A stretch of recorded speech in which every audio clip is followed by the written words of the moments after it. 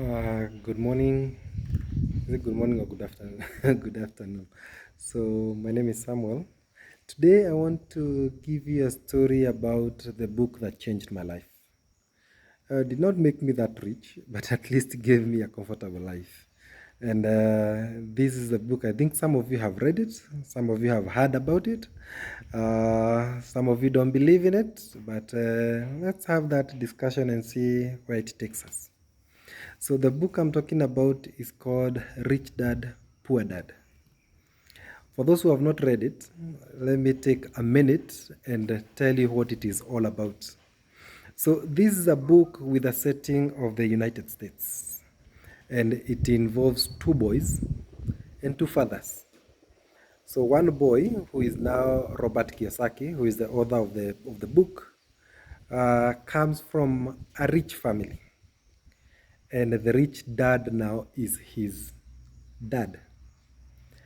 His friend's father was not working in formal employment, and thus the society would consider such a guy as the poor dad. His father and mother, that is now Robert father and mother were in formal employment. That means they worked in an 8 to 5 kind of jobs. And the father always insisted on Robert getting sound education. And his belief was, if you study hard and you pass well in your exams, then you are going to become prosperous in life, because every parent wants his son or his daughter to pass.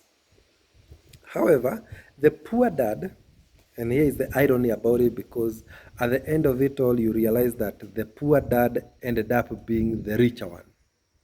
So the poor dad had a different mantra in life. And the poor dad was like, I would rather teach my child how to make money and how to depend on himself instead of depending on being employed. So that is the whole setting of the whole book.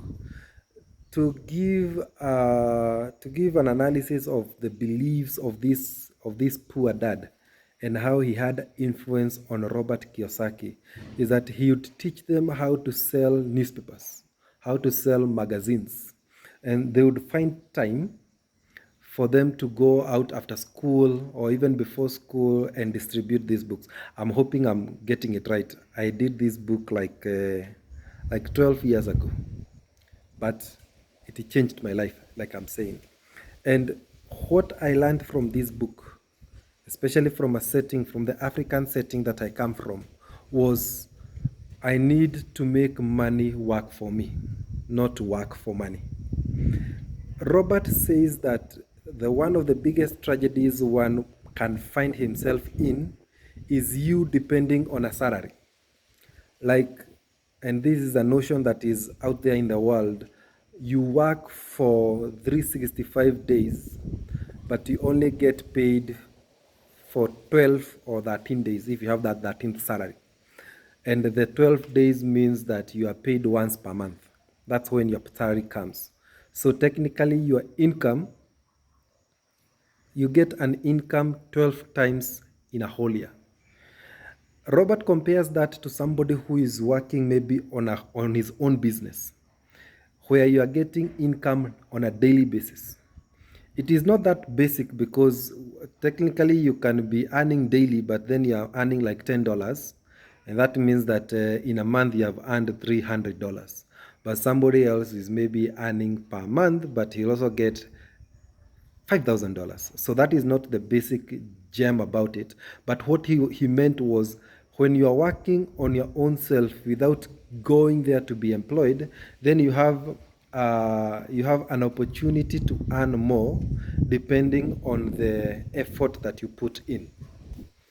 Robert also talks about the rat race. And the rat race is where you are always chasing after money for you to clear your bills. Yeah? You are being paid once per month. That means that all the bills that you have incurred that whole month, you are going to clear them with this one salary that you are going to get. And that is where the rat race starts. Again, he talks about the the four quadrants, which I will not go much into. But what I got from it, and like I started by saying, was you try and find a way in which money can work for you. I think in one of his chapters, he says that find a way in which, whether you are sleeping or you are awake, you are making money. And in the setting that I came from, I thought about it and sort of came up with a way to make money work for me. The other bit that I'm trying to remember whether I'm remembering everything about it. What is it? Okay, anyway, I'll mention it if it comes up.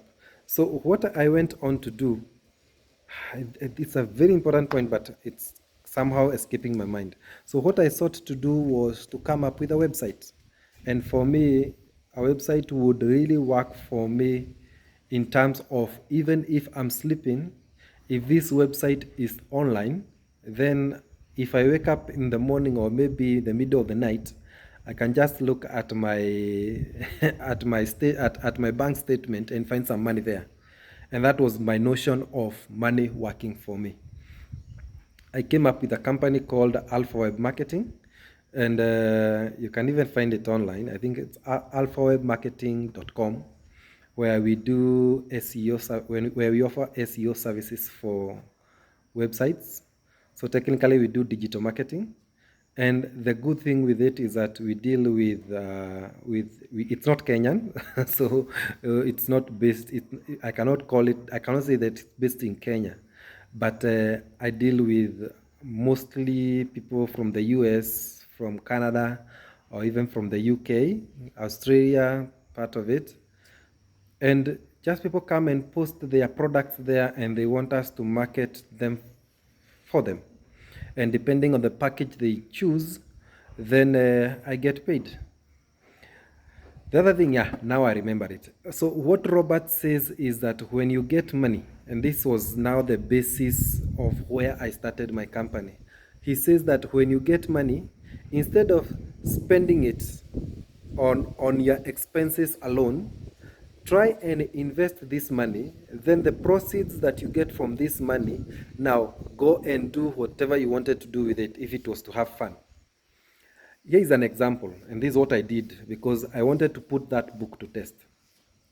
When I graduated from my undergraduate degree, that was 2008, the family members came for a celebration because it was quite huge for us as a family.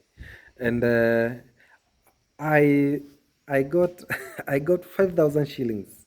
We come from not a so rich foundation. Even the 5,000 was quite something tasking for them. And that is where I came from. And I really appreciated that little because it showed that it came from the bottom of their hearts. And immediately I finished my undergraduate, I enrolled for my master's because I always wanted to be a lecturer. I'll give you a story about what happened about that. And when I got to the university for my master's, I decided I really wanted to have a carpet. This wool carpet, those ones look like posh, yeah? Because I always saw that with the whites, and I wanted to have that in my room. And then I remembered, wait, I've read this book, Rich Dad, Poor Dad. Instead of spending this, the carpet was around 3,500. So if I would have spent that 5,000, I would only have remained with what? 1,500 Kenya shillings. And I decided, instead of doing this, why don't I use this 5,000 and buy a printer? Back then, I think a 3-in-1 printer would go for around 5,200. So I looked for 200 shillings extra from my own savings, and I bought the printer. And I went with it. I took it with me to the university. So as I was doing my master's, I would only have classes for 2 days a week. And that means that I had 5 days of free time for myself. So with this printer, I decided I would be doing typesetting for people. Typesetting is where you type for people and then they pay you per page. And then I would also do photocopying for them and also scanning. So when this happened, I bought the printer and I went to school with it. And that is where I even got the basis of using laptops and computers, humble beginnings.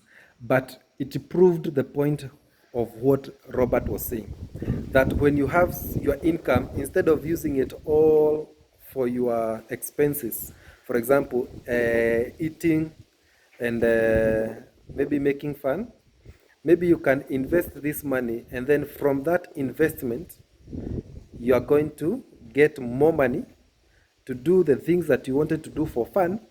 And after you have gotten these things, still the income will continue flowing because the investment is not drying up. Not always that the investments will work.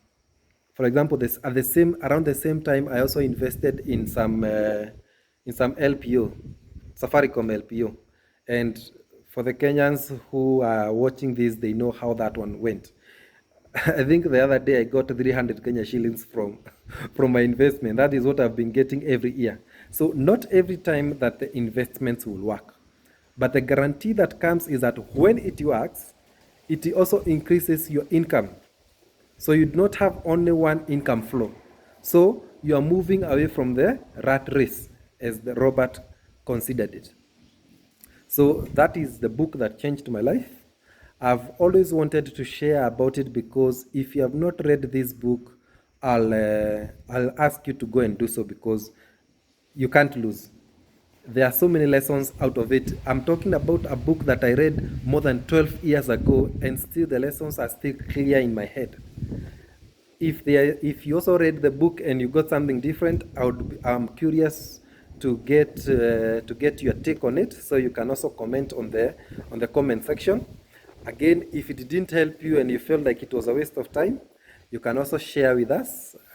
No no information is bad in my platform, and I'm hoping that these 12 minutes of your time was not a waste.